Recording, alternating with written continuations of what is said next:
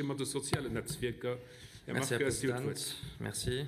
Gestern huet den Ombudsmann fir Kanner Jugendliche eis sei rapport vom Joer 24 präsentiert.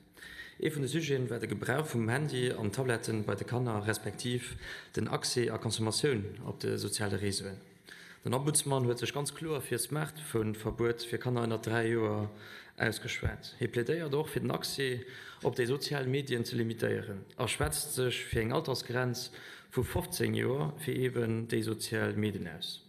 Die dänisch Premierministersch Mette Frederiksen huet kirzle Jougekënnecht den Zugang vun zu soziale Medien fir Kanner ënner 15 Joer stark zu limitieren. Sie aus der Meinung, an das interessant, dat Handien an digitale Plattformen d'Kantheet vun eise Kanner klauen. Schwätzt vun enger Zunahme vun Angststörungen, Depressionen, Aufmerksamkeitsprobleme schwächte beim Lesen, die sie mat der soziale Medienverbindung bringt. Sie fuhr dafür Verbot für soziale Netzwerke für Junker ënner 15 Joer, Älteren kennten awer der Gebrauch schon op 13 Joer al Oralab. Och an einer EU-Länder gin net ähnlich Bestrebungen. Holland rekommandeiert zum Beispiel die Regierung, dat kann ënner 15 Joer net op Netzwerker wie TikTok oder Instagram solle sinn. Zu Berlin, wo gerade als Justiz an Medienminister Jean Evers gëtt aktuell eng Pilotprojekt fir eng App geschafft, déi dat als Verifikationun op de soziale Medien erméiglich soll.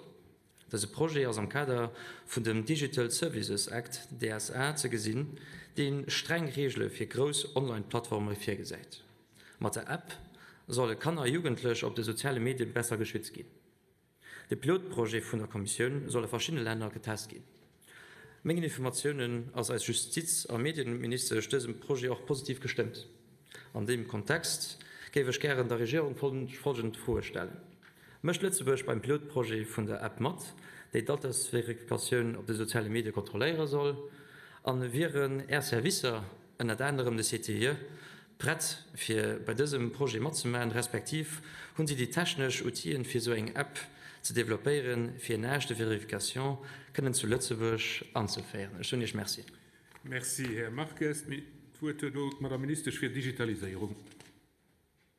Herr Präsident, von der mir für dich ging ich gern aber der Markt, die mich vertritt als Social Medienminister auf der Konferenz zu Berlin, so und dat wird Regierung extrem wichtig ist, dass man wohl von der Kanner am Kontext von soziale Medien an absolute Vordergrund stellen.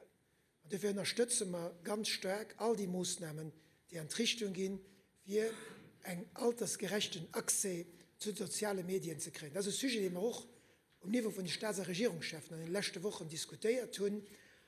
Wir haben durch stark dafür plädiert, dass wir möglich europäische Regelung gingen fanden.